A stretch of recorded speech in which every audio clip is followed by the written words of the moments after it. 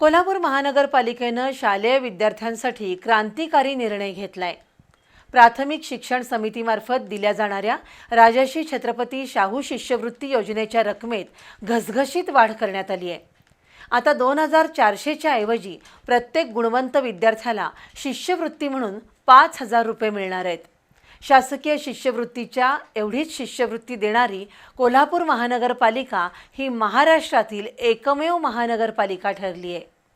इयत्ता 5वीच्या विद्यार्थ्यांची शासकीय शिष्यवृत्ती परीक्षेची पूर्वतयारी व्हावी यासाठी कोल्हापूर महापालिकेतर्फे 2 सराव चाचण्या आणि एक अंतिम सराव परीक्षा घेतली जाते।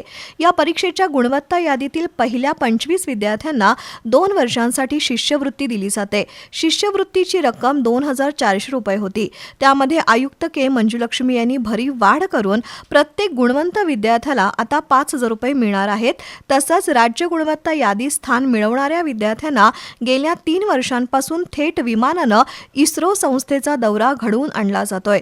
तसंच इयत्ता 1ली आणि 2रीसाठी कोल्हापूर टॅलेंट सर्च स्पर्धा घेतली जाते, तर इयत्ता 3री आणि 6वीसाठी प्रज्ञाशोध परीक्षा आणि 4थी आणि 7वीच्या विद्यार्थ्यांसाठी शिष्यवृत्ती परीक्षा घेऊन कोल्हापूर महापालिकेनं शिक्षणाचा एक आदर्श पॅटर्न उभा केलाय।